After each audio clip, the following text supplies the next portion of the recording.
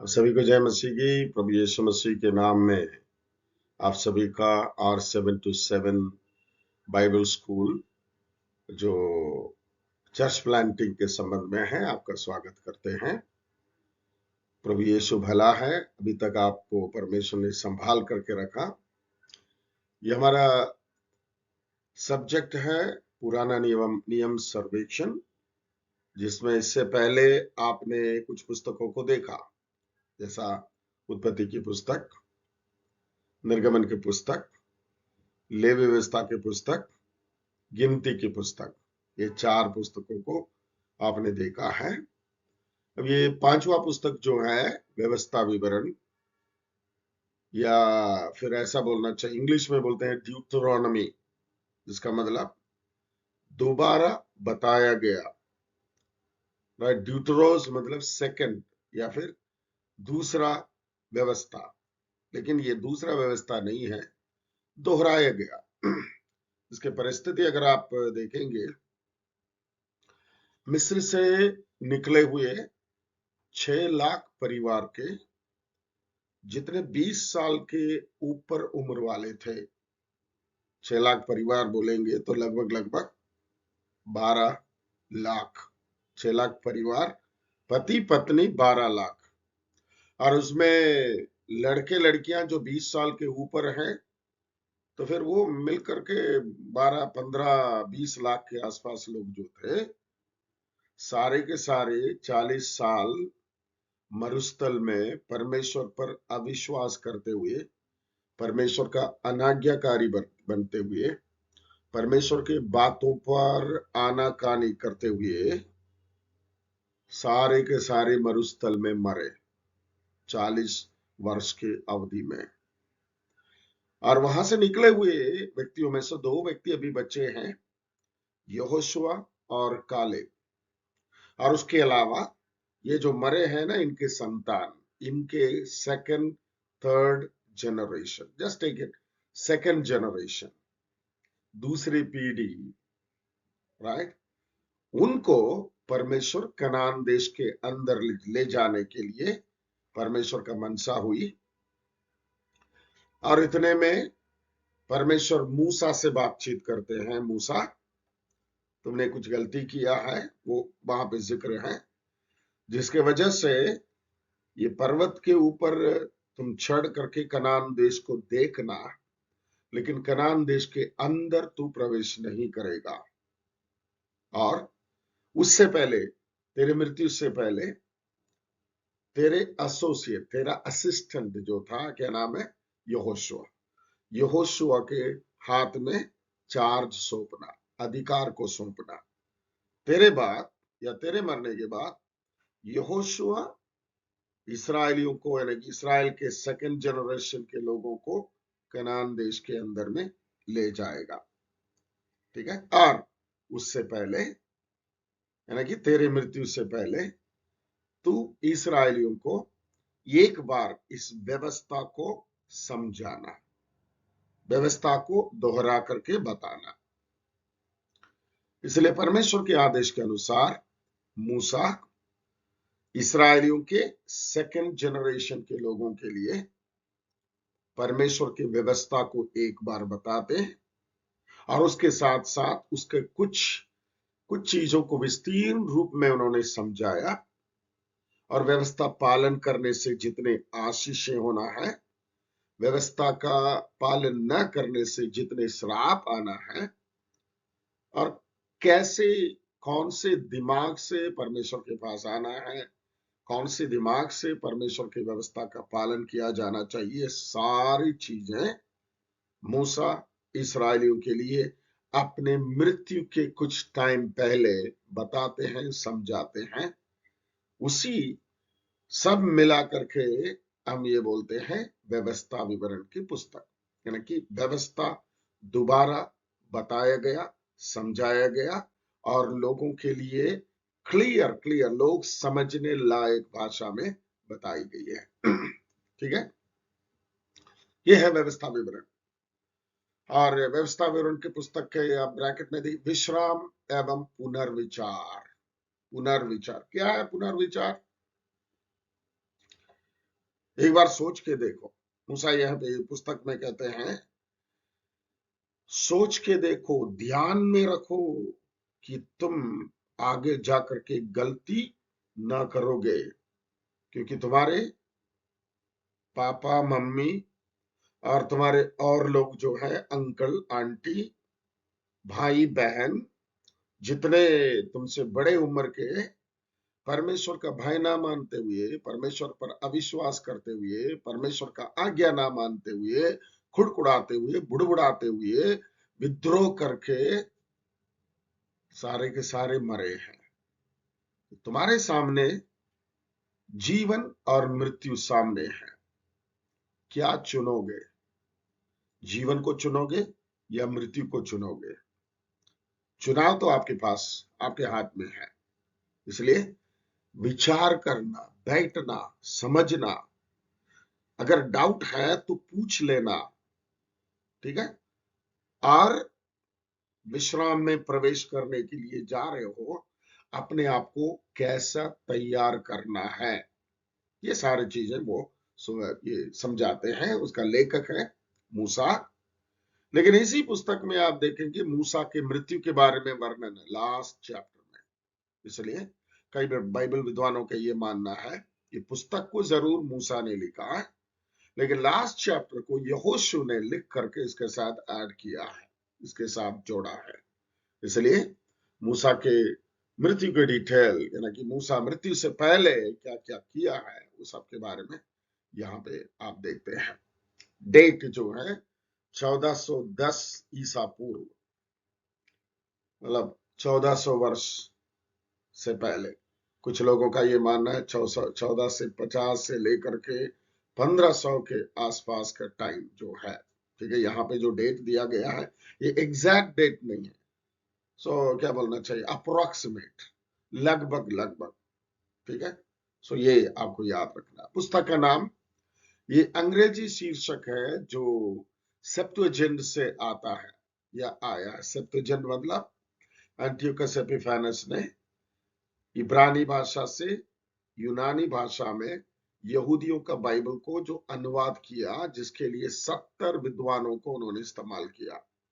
सेप्टुअजिंट मतलब इंग्लिश में या ये रोमन लेटर में लिखते हैं LXX, L 50, X 10 और X 10 मतलब 70, ठीक है? 2 लोगों को एक्स्ट्रा उन्होंने लिखा, टोटल 72, 2 लोग जो है स्पेयर है, और असली नंबर 70 विद्वान लोग मिलकर के कम अवधि के अंदर इब्रानी भाषा से यूनानी भाषा में प्रभु यीशु मसीह के जन्म से पहले, यानी कि सेकंड सेंचुरी BC में उन्होंने अनुवाद किया है, जिसको हम सेप्टुअजिंट यूनानी भाषा का बाइबल, जो यहूदियों का बाइबल है। हमारे बाइबल में है पुराना नियम, लेकिन उस समय यहूदियों का बाइबल था, क्रिश्चियन का बाइबल नहीं बना था। जिसका मतलब है द्वितीय व्यवस्था का दिया जाना तथा यह 17वें अध्याय के 18 का गलत अनुवाद से आता है, ठीक है? कहीं एक शब्द गलत आता है, इसका यह मतलब नहीं पूरा पूरा गलती हो गया, ठीक है? कभी कभी क्या है, हमारी भाषा में ओरिजिनल इब्रानी यूनानी भाषा से उसके लिए तुल्य या उसके लिए बराबर शब्द हमारी भाषाओं में नहीं मिलता है, उसके वजह से भी हो सकता है। ओके, वास्तविक रूप से कहता है इस व्यवस्था की प्रतिलिपि, कॉपी, राइट? कॉपी इंग्लिश में दूसरा शब्द उस समय के अनुसार जो बोलते हैं मैन्युस्क्रिप्ट। मैन्युस्क्रिप्ट का ये मतलब है हाथ से लिखा हुआ, मैन्युस्क्रिप्टिंग कमिटी का दस्तखत किया हुआ कॉपी, अंगीकृत हाथ से लिखा हुआ कॉपी। आजकल फोटो कॉपी लेते हैं या फिर अलग अलग तरीके से कॉपी ले सकते हैं, लेकिन उन दिनों में हस्तलिपि, ठीक है, या प्रतिलिपि जिसको बोलते हैं मैन्युस्क्रिप्ट। व्यवस्था विवरण द्वितीय व्यवस्था नहीं है, ना कि सेकंड या दोबारा दिया गया व्यवस्था नहीं है, वही पुराना व्यवस्था को ही, देखिए, पुनरावृत्ति है जो वास्तविक व्यवस्था विस्तृत रूप से जो सीनाई पर दिया गया, हालांकि इसराइलियों के लिए दिए गए व्यवस्था को ही उन्होंने समझा बुझा करके बड़े ध्यान से, बड़े प्रेम से, बड़े समय लेकर के उन्होंने समझाया अपनी मृत्यु से पहले, इसलिए व्यवस्था विवरण के नाम आया है। ओके, और उसके बाद उसका विषय और उद्देश्य को देखिए। ये मैंने बोला सावधान रहो नहीं तो भूल जाओगे। क्या भूल जाओगे? तुम्हारे माँ बाप और तुम्हारे पूर्वजों ने जो किया है, परमेश्वर के खिलाफ करते हुए उनके साथ किया हुआ है, उसको भूलना नहीं है, याद रखना है। मरुस्थल में 40 वर्ष तक भटकने के बाद इस्राएली लोग वाचा के स्थान में प्रवेश करने के कगार पर थे, लगभग लगभग नजदीक आ गए थे।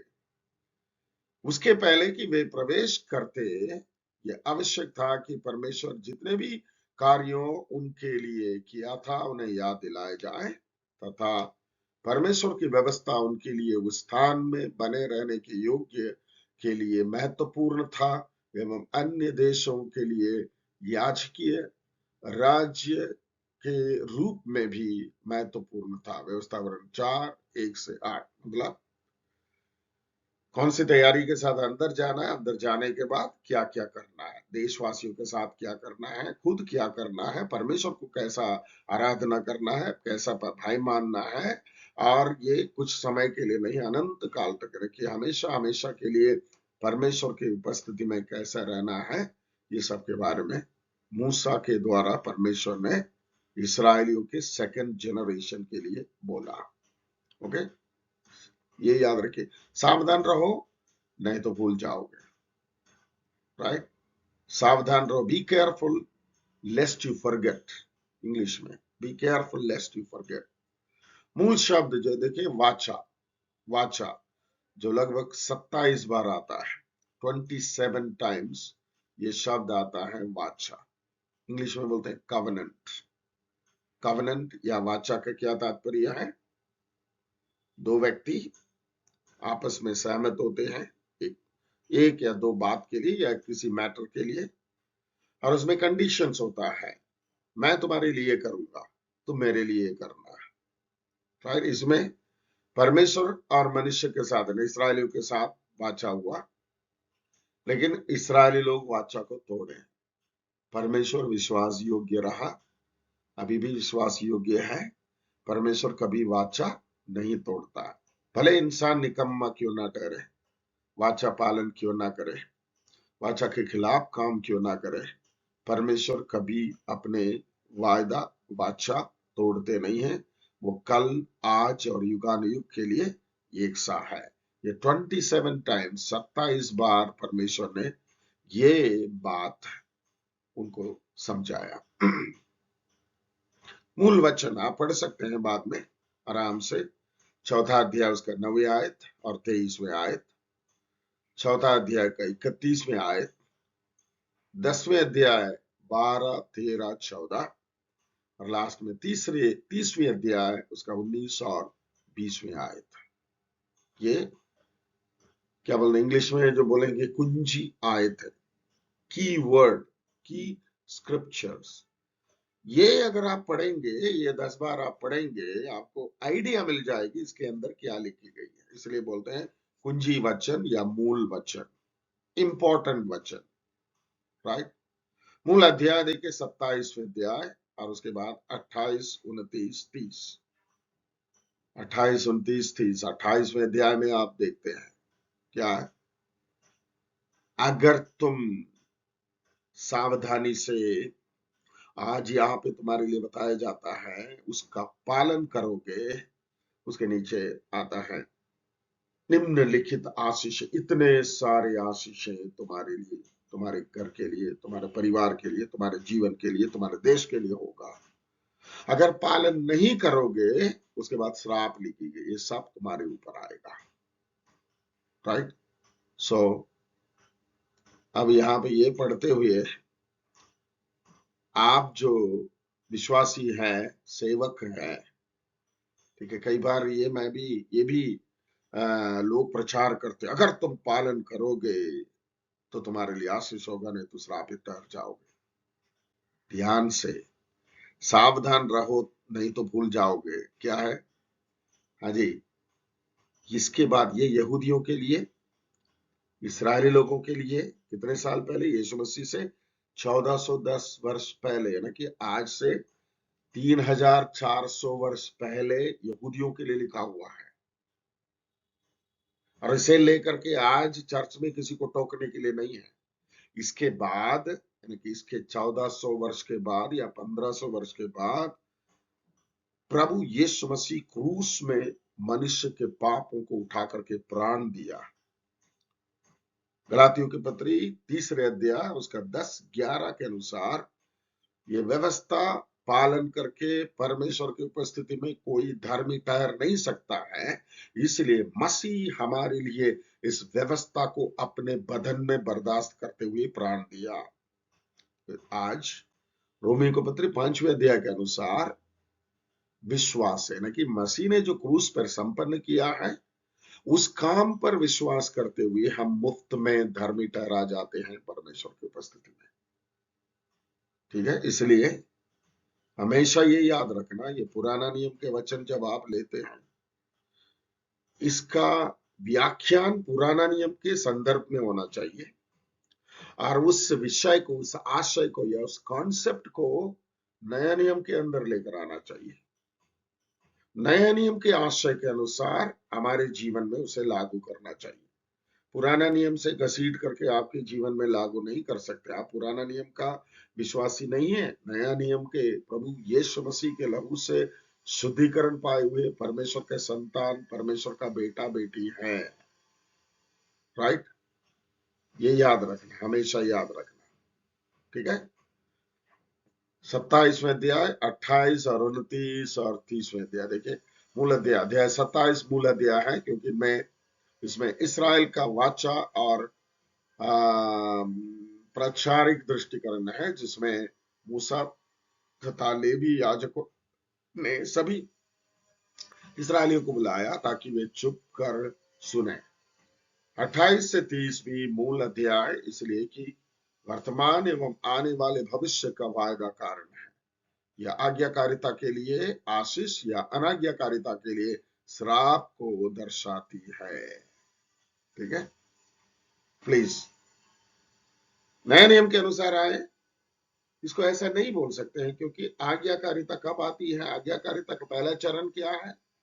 यीशु ने जो क्रूस में संपन्न किया उसे ग्रहण करके परमेश्वर के संतान बनना, और उसके बाद परमेश्वर के संतान होने के नाते परमेश्वर के वचन को हम मानेंगे, आत्मा के अनुसार हम चलेंगे कि हम शरीर की लालसाओं को किसी भी रीति में पूरा नहीं करेंगे। ठीक है, आगे बढ़ते हैं। व्यवस्था विवरण में मसीह का प्रतिरूप, यानी कि मसीह किस तरीके से यहाँ पे देखे जाते हैं, या फिर हिंदी में ऐसा बोलेंगे, सॉरी इंग्लिश में ऐसा बोलते हैं, टाइप एंड फुलफिलमेंट। व्यवस्था विवरण के अंदर प्रभु कौन से टाइप में बताए गए या प्रतिरूप में बताए गए हैं, जो आकर के मसीह के जीवन में पूरा होता है। ठीक है, मूसा के विषय में 18:15 में लिखा वाक्य मसीही छवि चित्र का स्पष्टीकरण है। मूसा मसीह का प्रतिरूप है। यहाँ पे 18:15 में मूसा कहते हैं, तुम्हारे बीच में, तुम्हारे ही भाइयों के बीच में, तुम्हारे ही भाइयों से मेरे समान एक भविष्यद्वक्ता को परमेश्वर खड़ा करेगा, तुम उनको मानना। ठीक है, वो सीधा सीधा मसीह के बारे में भविष्यवाणी बोल रहा है। उसी 18वीं आयत में परमेश्वर बोलते हैं, तुम्हारे बीच में, तुम्हारी भाइयों के बीच में से मैं एक व्यक्ति को खड़ा करूंगा, भविष्यद्वक्ता को, तो उनका मानना। ठीक है, मूसा मसीह का एक प्रतिरूप है। कैसा? मूसा मसीह का प्रतिरूप कैसा बना? देखिए, मिस्र में गुलाम लोगों को मूसा बचा करके, छुड़ा करके, लाल समुद्र पार करा करके, मरुस्थल में इनको अगुवाई करके छुटकारा देने वाले के रूप में वो एक प्रतिरूप है।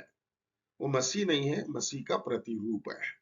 ओके, केवल यही एक व्यक्ति है जो भविष्यद्वक्ता यानी कि 34वें अध्याय उसका 10 से लेकर के 12 तक, याजक निर्गमन के पुस्तक 32 31 से 35, यमन राजा, भले ही मूसा राजा नहीं था, वो इसराइल का शासक के रूप में कार्य किया, यानी कि भविष्यद्वक्ता, याजक, राजा, ये तीनों चीज जो है मसीह के प्रतिरूप के रूप में देखा जाता है। ठीक है, तीनों क्षेत्रों को मूसा पूरा करता है। कैसा राजा है? फिरौन का बेटा नहीं था, बेटी थी, और फिरौन की बेटी ने मूसा को नील नदी से उठाई। ये सब कहानी आपको मालूम है। इसलिए फिरौन का बेटी का बेटा यानी कि अगला राजा होने वाला था, और उसके बाद फिरौन को बेटा हुआ जिसका नाम रामसेस। तो मूसा ने अपने गद्दी छोड़ने से न कि छोड़ करके चले जाने की वजह से रामसेस इसका छोटा भाई उसका स्थान में राजा बना, इसलिए मूसा को था राजा बनने का पहला चांस। ठीक है, और उसके बाद लास्ट में रूपरेखा। रूपरेखा में पहले जो भूमिका है एक अध्याय उसका 1 से 5 तक, मतलब थोड़ा सा इंट्रोडक्शन, और उसके बाद पहला अध्याय 6 से लेकर के चौथा अध्याय 43 तक आप देखेंगे इसराइलियों के भटकने की समीक्षा, ऐतिहासिक समस्या न कि कहां कहां से 40 वर्ष तक कहां कहां रुकते रहे, कहां तक भटकते रहे, वो सारी डिटेल्स यहाँ पे है। तीसरे पॉइंट में इसराइलियों की व्यवस्था का पूर्वाभ्यास, वैध यानी कि व्यवस्था का एक बार दोहरा करके जो कहते हैं ना, पहले जो है वो सब यहाँ पे चौथा अध्याय से लेकर के 26वें अध्याय तक जितने चीजें हैं इनके पिताओं के लिए, इनके पुरखाओं के लिए जो सुनाया गया था, अभी यहाँ पे चौथा अध्याय से लेकर के 26वें अध्याय तक होता है। 27 से लेकर के 30 तक जो है इसराइलियों की व्यवस्था का पुष्टिकरण, मतलब परमेश्वर इसराइलियों से बात किया, इसराइलियों के लिए व्यवस्था दे रहा है। ठीक है, और व्यवस्था को पालन करने के लिए प्रेरणा भी दे रहे हैं। पालन करने से क्या आशीष होगा, पालन न करने से क्या दिक्कतें, क्या तकलीफें होंगे, उसके बारे में भी क्या कहते हैं। लास्ट पॉइंट जो है समापन का पॉइंट है ना कि 31वें अध्याय से लेकर के 34 तक। 31 में अगर आप देखेंगे मूसा फाइनल इंस्ट्रक्शन देते हैं और उसके बाद प्रार्थना करते हैं, और उसके बाद पहाड़ में चढ़ जाते हैं, मूसा वहां पे मर जाते हैं, और मूसा को स्वर्गदूतों ने वहां पे उनको दफना दिया। पता नहीं किसी कौन सा जगह है, आज तक किसी को पता नहीं। इसके साथ ये पुस्तक समाप्त होती है। एक बार थोड़ा सा इसका निष्कर्ष में आ जाते हैं। उत्पत्ति की पुस्तक में सारे शुरुआत या बिगिनिंग के बारे में आप पढ़ते हैं, राइट, और वहां पे बिगिनिंग में प्रमुख जो है सृष्टि है, और उसके बाद अब्राहम को परमेश्वर ने चुना, और उस अब्राहम का वंशज को निर्गम की पुस्तक में देखते हैं। निर्गमन की पुस्तक में आते आते वो एक बड़ा जाति, एक देश बन गई थी जो मिस्र में गुलाम हो गए थे। वही निर्गमन की पुस्तक में मूसा नामक एक व्यक्ति को परमेश्वर चुनते हैं कि वह उनका छुटकारा देने वाले बन जाए, उनके उद्धारक बन जाए, और उनका नेतृत्व में यहाँ तक ले आए। उस बीच में लेवी व्यवस्था के पुस्तक में आराधना सिस्टम के बारे में लिखी गई है। गिनती की पुस्तक में लोगों का परीक्षा और लोगों का गिनती लेना, मतलब लोगों के ऊपर क्या क्या दंड आए, वो सारी चीजें लिखी गई। और उसके बाद व्यवस्था विवरण, इसराइली लोग कनान देश के अंदर प्रवेश करने से पहले परमेश्वर की व्यवस्था इस प्रकार दी गई है। और यहाँ तक जो मूसा का अंत यहाँ पे हो रही है, और उसके बाद का जो बात है यहोशू अपना चार्ज लेते हैं, और आगे हम लोग देखेंगे अगले पुस्तक में यहोशू के द्वारा कैसा परमेश्वर इसराइलियों को आगे ले चल रहा है। तब तक प्रभु आपको आशीषित रखें। इसको पढ़ें, हमेशा ये याद रखिए, हम थोड़ा सा इंट्रोडक्शन ही आपको देते हैं, बाकी आपको पूरा पुस्तक को पढ़ना है और इस पुस्तक संबंधित जितने भी मटेरियल्स अवेलेबल है आपको पढ़ना है, इंग्लिश में हो हिंदी में हो, आपको पढ़ना है, आपको समझना है, आपको अपना ध्यान में रखना है। Okay, God bless you. फिर से मिलते हैं। Thank you.